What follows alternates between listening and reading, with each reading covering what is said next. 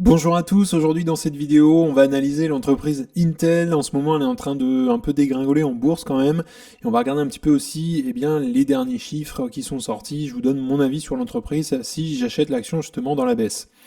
Alors aujourd'hui, on va regarder un petit peu les résultats du deuxième trimestre qui sont sortis.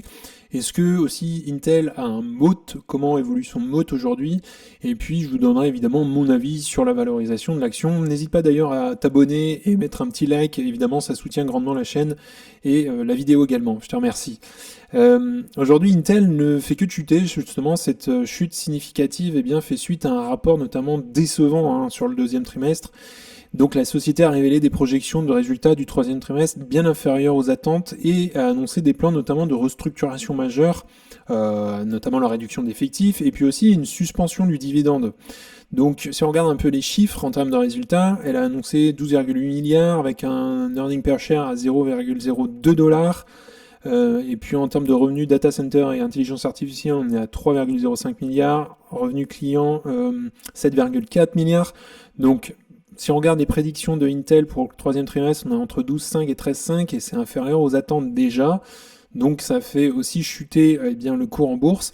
Donc Intel a déclaré un chiffre d'affaires à 12,8 milliards de dollars au deuxième trimestre et un bénéfice par action à 0,02 comme je le disais, et aussi bien inférieur aux attentes des analystes, eux qui tablaient plutôt sur un chiffre d'affaires à 12,9 et puis un bénéfice par action à 0,10. Donc pour le troisième trimestre déjà ça sent un peu le roussi. Intel prévoit un chiffre d'affaires entre 12,5 et 13,5 et c'est inférieur aux 14,3 milliards de dollars prévus déjà. Ils ont annoncé également réduire leur effectif de 15% et qu'ils suspendraient leurs dividendes.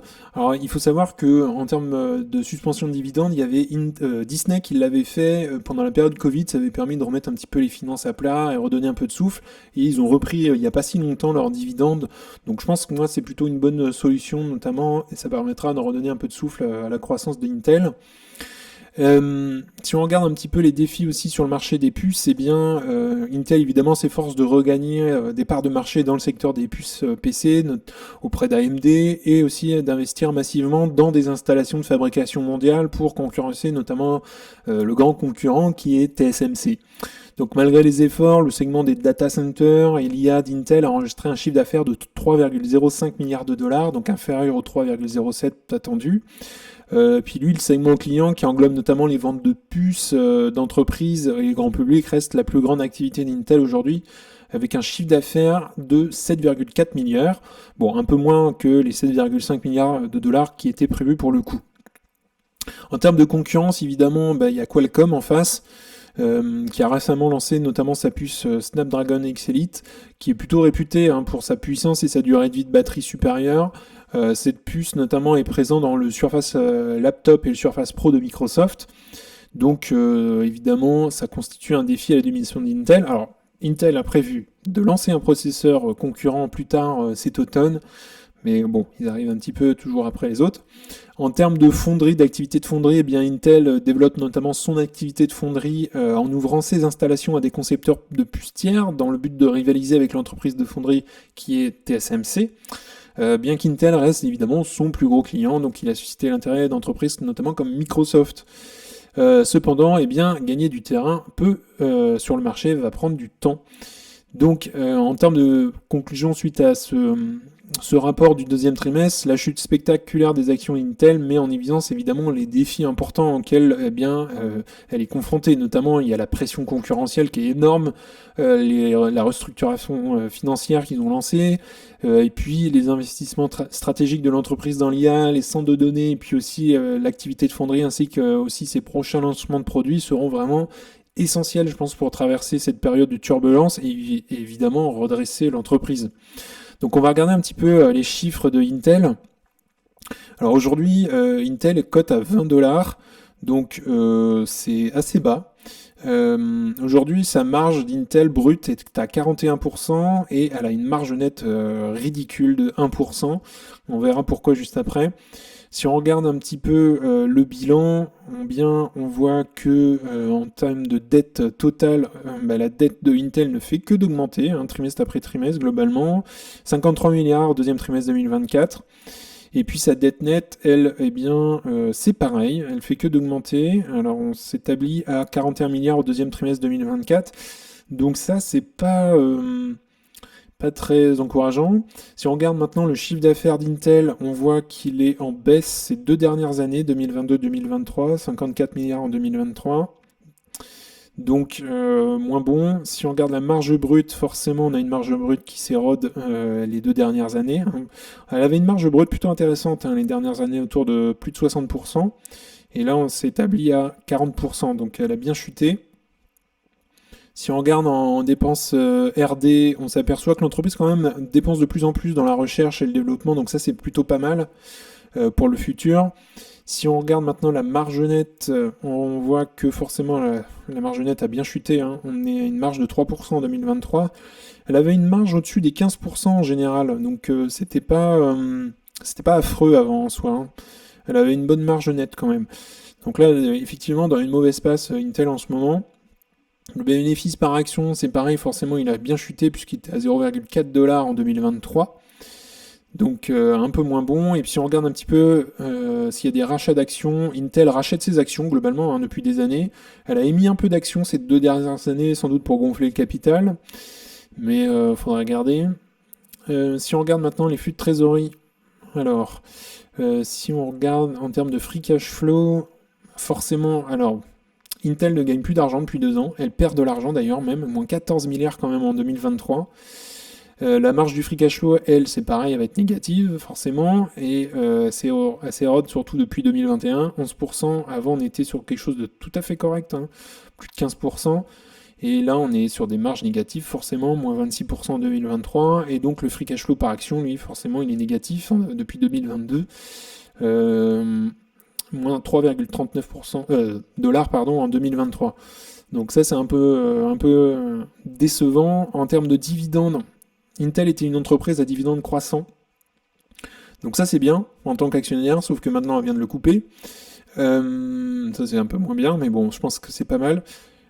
Si on regarde les rémunérations en actions, je ne sais pas ce qui s'est passé, il faudrait chercher pourquoi, mais les rémunérations en actions ont explosé en 2022 et 2023.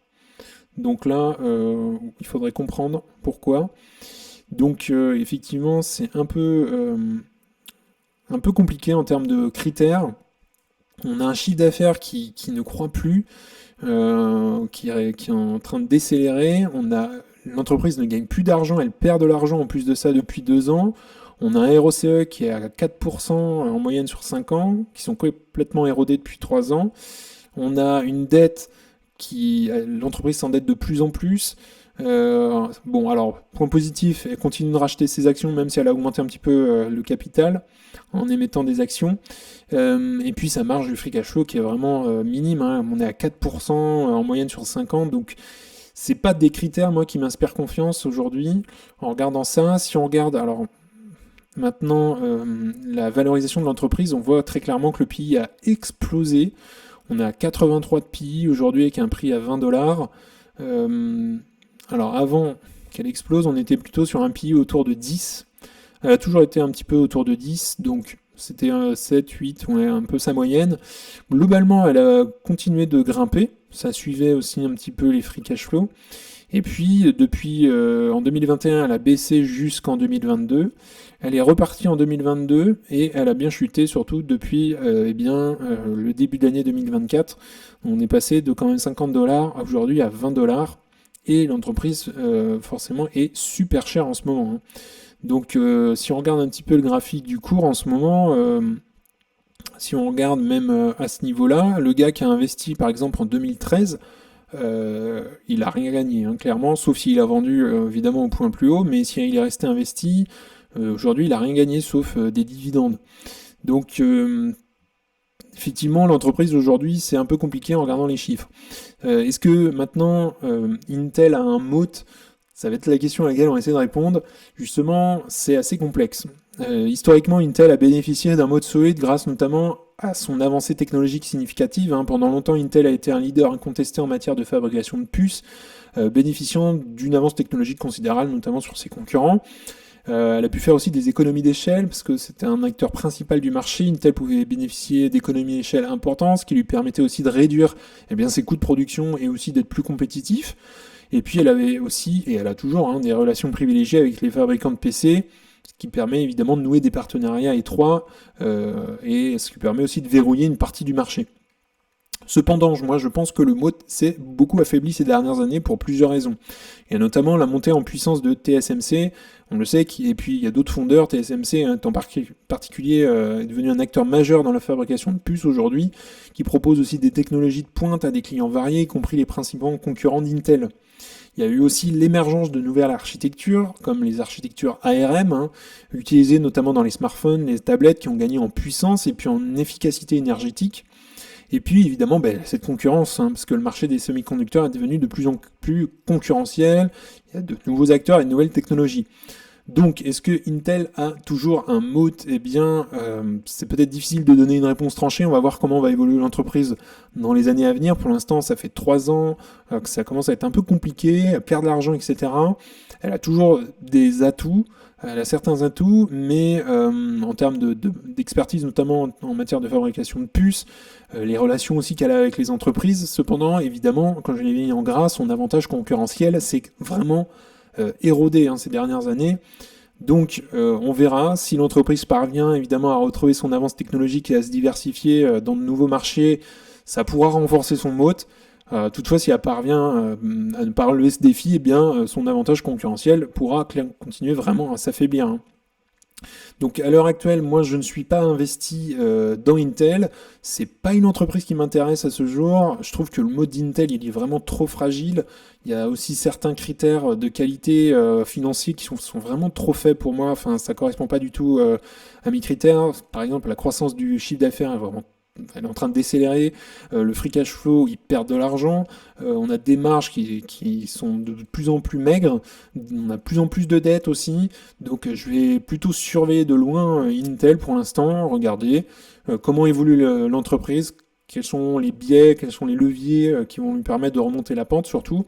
Petit rappel, je ne donne pas évidemment de conseils d'investissement, faites vos recherches, c'est hyper important de savoir et de comprendre pourquoi on investit, ne copiez surtout personne. Dites-moi en commentaire d'ailleurs si vous êtes investi dans Intel, ce que vous pensez d'Intel en ce moment, quelle sera la croissance d'Intel selon vos projections, ça m'intéresse toujours, donc n'hésitez pas à commenter justement sous la vidéo. En tout cas, eh bien, on en a fini pour aujourd'hui. N'hésite pas à lâcher un petit like, à t'abonner aussi, ça permet de me soutenir et voilà. Et si tu souhaites regarder une autre vidéo, tu peux cliquer juste ici. En tout cas, je te souhaite une excellente journée et à bientôt pour un prochain épisode. Salut!